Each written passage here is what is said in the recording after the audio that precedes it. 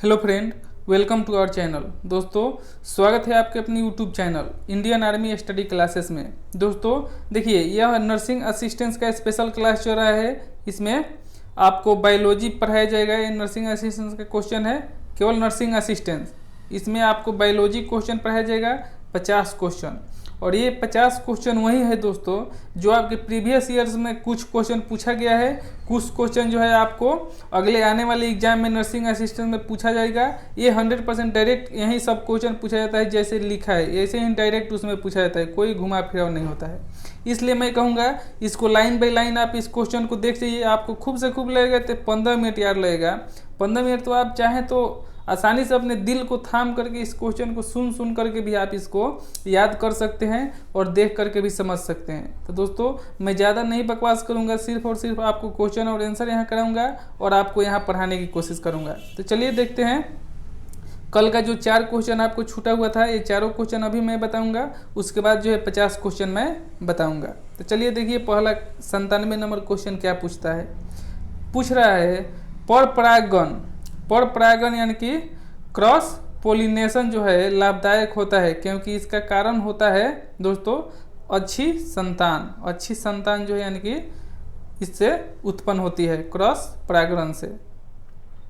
दोस्तों दूसरा पूछा है, कीटों द्वारा परागित फूलों का परागण डैश होता है। तो कीटों द्वारा जो परागित फूलों का परागण होता है वो रुक्ष और चिपचिपे होते हैं। निषेचन क्रिया है। तो दोस्तों देखिए, निषेचन क्रिया क्या है। एक नर युग्म अंडाणु से संयोजन। निषेचन अभिक्रिया क्या है, एक नर युग्म अंडाणु से निषेचन। तो दोस्तों इसको यदि आप डिटेल में पढ़ना चाहें तो मैं इतना टाइम नहीं देता हूँ, केवल मैं आपको वही क्वेश्चन बताता हूँ जो डायरेक्ट आपको पूछा जाता है एग्जाम में। इसलिए मैं ज़्यादा यहाँ समझाने की कोशिश नहीं करता हूँ, सिर्फ और सिर्फ क्वेश्चन और आंसर ही आपको बताते चलता हूँ। अब चलिए यहाँ से 100 से लेकर के 150 तक क्वेश्चन मैं यहाँ कराऊंगा, यानी कि 50 क्वेश्चन अभी यहाँ से स्टार्ट हो रहा है। तो देखिए, बिना निषेचन के एक अंडाशय के फल में विकसित होने को कहते हैं। तो बिना निषेचन यानी कि बिना निषेचन के ही अंडाशय के फल के विकसित होने का कारण क्या होता है दोस्तों। तो इसका कारण होता है पार्थिनोकार्पी। एक से एक पूछा है, तना काट आमतौर पर किसके प्रवर्धन के लिए प्रयोग किया जाता है। तो तना काट आमतौर पर किसके प्रवर्धन के लिए प्रयोग किया जाता है दोस्तों। तो ये गन्ना, यानी कि आप देखते होंगे कि गन्ना में कोई भी जड़ नहीं होता है, उसका जो है पीस काट करके जो है हम लोग रोपते हैं, यानी कि बोते हैं उसको और उगाते हैं। 102 पूछा है, निम्न में से किस एक की खेती पौधे को जो है निम्न में से किस एक की खेती जो है पौधे को प्रतिरोपण करके की जाती है। तो प्याज जो है प्रतिरोपण भी करते हैं, जिसको बिया गिरा करके जो है उखाड़ करके दूसरे खेत में भी रोपा जाता है। तो इसको प्रतिरोपण भी कहते हैं प्याज के फसल को। नारियल तथा आम के फल होते हैं। तो नारियल तथा आम के फल कौन से होते हैं, यानी कि ड्रूप का ही मतलब होता है मध्य भाग, यानी कि ऊपर छिलका और नीचे जो है गुठली होता है और बीच में जो है आपका ड्रूप होता है। यही नारियल तथा आम दोनों का पैटर्न होता है। पके हुए आम का खाने योग्य आकारिकीय भाग होते हैं। तो जो पका हुआ आम होता है उसके खाने वाले भाग कौन सा होता है। तो मध्य फल भीति होता है। नेक्स्ट क्वेश्चन पूछा है 105, नारियल का खाने योग्य भाग होता है। तो नारियल के खाने योग्य भाग होता है भ्रूण पोष। तो दोस्तों नारियल का खाने योग्य भाग तो आपको बता दिया कि भ्रूण पोष होता है, भ्रूण पोष। नेक्स्ट पूछा है 106, लीची का फल का खाने योग्य भाग कौन सा होता है। तो ये क्वेश्चन आपको पूछा जाता है दोस्तों। तो ये कौन सा फल का कौन सा भाग खाया जाता है, ये एक क्वेश्चन इसमें से आपको नर्सिंग असिस्टेंट में पूछा जाता है, इसलिए मैं यहाँ बताता रहा हूँ। लीची फल का खाने योग्य भाग होता है दोस्तों एरिल। इसको याद रखिएगा, एरिल एक बार पूछा गया था, एरिल। नाशपाती का कौन सा भाग खाया जाता है। तो नाशपाती का जो है गुद्देदार पुष्पासन खाया जाता है। 108 पूछा है, किस पौधे में बीज होते हैं लेकिन फल नहीं होते हैं। तो किस पौधे में बीज होता है लेकिन फल नहीं होता है। तो ये साइकस। बांस को किस में वर्गीकृत किया गया है? तो देखिए ये हर बार आपको इंडियन आर्मी में पूछा जाता है, चाहे किसी भी ट्रेड में हो, ये पूछा जाता है कि बांस को किस में वर्गीकृत किया गया है? तो ये घास में वर्गीकृत किया गया है। बांस को जो है घास में वर्गीकृत करते हैं। देखिए यहाँ बहुत से बच्चे कंफ्यूज हो जाते हैं। मटर पौधा है, तो मटर पौधा कैसा है? शाक पौधा है। सबसे लंबा जीवित वृक्ष है, तो सबसे लंबा जीवित वृक्ष जो है सिकुआ का है, सिकुआ। एट्रोपा बेलाडोना के किस भाग के बेलाडोना औषधि प्राप्त की जाती है? तो एट्रोपा जो है बेलाडोना के किस भाग से बेलाडोना औषधि प्राप्त की जाती है दोस्तों? तो पत्तियां से प्राप्त की जाती है, पत्तियों से। एफेड्रा पौधे का कौन सा भाग एफेड्रिन औषधि उत्पन्न करता है? तो एफेड्रा पौधे का कौन सा भाग एफेड्रिन औषधि उत्पन्न करता है दोस्तों? तो तना से उत्पन्न होता है। केसर मसाला 114 पूछा, केसर मसाला बनाने के लिए पौधे का निम्न में से कौन सा भाग उपयोग में लाया जाता है? तो ये वर्तिकाग्र होता है, वर्तिकाग्र। देखे होंगे कि गुटखा ये सब में होता है जर्दर में लिखा होता है केसर युक्त, तो केसर युक्त क्या चीज़ से होता है? तो वर्तिकाग्र से। पौधे के किस भाग से कॉफ़ी प्राप्त होती है? तो देखिए VVI क्वेश्चन ये बार बार पूछा जाने वाला। तो पौधे के किस भाग से कॉफ़ी प्राप्त होती है दोस्तों? तो ये बीजों से, यानी कि उस पौधे के बीज से जो है कॉफ़ी बनाया जाता है। नेक्स्ट पूछा है कॉफ़ी पाउडर के साथ मिलाया जाने वाला चिकोरी चूर्ण प्राप्त होता है। तो कॉफ़ी के साथ जो पाउडर मिलाया जाता है उसके साथ चिकोरी चूर्ण प्राप्त कहाँ से किया जाता है? तो ये जड़ों से ही प्राप्त किया जाता है, जड़ से। तो कुनैन प्राप्त किया जाता है, तो कुनैन जो है सिनेकोना से प्राप्त किया जाता है। ये 100% VVI क्वेश्चन है, बार बार पूछा जाता है। तंबाकू की पत्तियों में होता है, तो तंबाकू की पत्तियों में क्या होता है? निकोटीन। ये भी VVI क्वेश्चन है, हमेशा पूछा जाने वाला। किस वनस्पति खाद्य में अधिकतम प्रोटीन होता है? तो सोयाबीन में जो है सबसे अधिक प्रोटीन होता है। नेक्स्ट क्वेश्चन पूछा है कि निम्न रेशों में से कौन पौधे के तने का उत्पादन नहीं होता? यानी कि निम्न रेशों में से कौन से पौधे के तने का उत्पाद नहीं है? तो यहाँ जो है कपास जो है उत्पाद तने का नहीं है, ये पूरे उसका गाछ ही होता है। सिनेकोना की छाल से प्राप्त औषधि को मलेरिया उपचार के लिए प्रयुक्त किया जाता था। जिस कृत्रिम औषधि ने इस प्राकृतिक उत्पाद को प्रतिस्थापित किया वह क्या है दोस्तों? तो एक क्लोरोक्विन है, क्लोरोक्विन।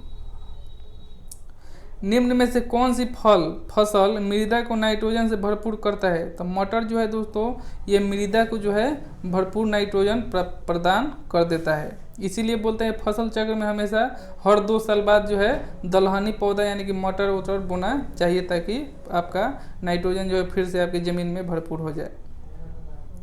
दालचीनी पेड़ के किस भाग से प्राप्त की जाती है? तो दालचीनी जो है गरम मसाला में डाले वाला वो जो है आपकी दालचीनी जो है पेड़ के छाल से प्राप्त किया जाता है। नेक्स्ट देखिए पूछा है निम्नलिखित पर विचार कीजिए।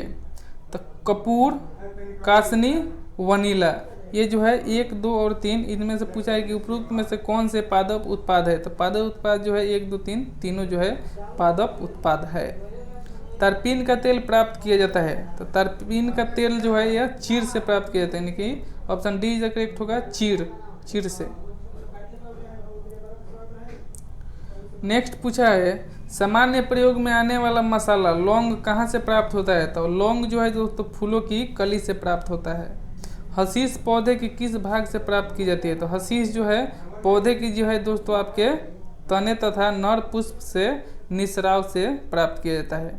तो तने तथा नर पुष्पाक्रम से निस्राव से प्राप्त किया जाता है। अफीम पौधे के किस भाग से प्राप्त किया जाता है? तो अफीम जो है उसके फूल से प्राप्त किया जाता है।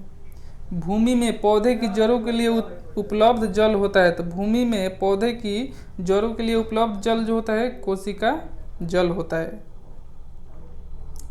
नेक्स्ट पूछा है वाष्पोत्सर्जन मापी यंत्र, वाष्पोत्सर्जन मापी यंत्र को क्या कहते हैं? तो पोटोमीटर कहते हैं, पोटोमीटर। याद रखिएगा VVI क्वेश्चन। पौधे से वाष्पोत्सर्जन की क्रिया किस में होती है? तो पौधे से वाष्पोत्सर्जन की क्रिया जो होती है पत्ती से होती है। प्रकाश संश्लेषण होता है, तो प्रकाश संश्लेषण केवल दिन में ही होता है। सब VVI क्वेश्चन है, इसको लिख करके रख लीजिएगा। प्रकाश संश्लेषण के लिए कौन सी गैस आवश्यक है? तो प्रकाश संश्लेषण के लिए कार्बन डाइऑक्साइड आवश्यक है। Option D is the correct होगा। नेक्स्ट पूछा है पौधे व पेड़ का खाना तैयार करने की प्रक्रिया कहलाती है। तो पौधे व पेड़ की खाना तैयार करने की प्रक्रिया जो है फोटोसिंथेसिस यानी कि प्रकाश संश्लेषण कहते हैं, फोटोसिंथेसिस। क्लोरोफिल यानी कि हरित लवक में कौन सा धातु आयन पाया जाता है। तो हरित लवक यानी क्लोरोफिल में मैग्नीशियम पाया जाता है। देखिए ये सब VVI क्वेश्चन, इसको हमेशा रट जाइए, 1 या 2 बार में, जितना बार भी हो आपको याद इसको कर ही जाना है 1-2 बार देख करके। सर्वाधिक प्रकाश संश्लेषण क्रियाकलाप कहाँ चलता है। तो सर्वाधिक प्रकाश संश्लेषण क्रियाकलाप जो है आपको प्रकाश के नीले व लाल क्षेत्र में होता है, प्रकाश के नीले व लाल क्षेत्र में होता है। Option A is the correct. प्रकाश संश्लेषण में पर्णहरित की भूमिका। तो प्रकाश संश्लेषण में पर्णहरित की भूमिका जो है प्रकाश का अवशोषण होता है।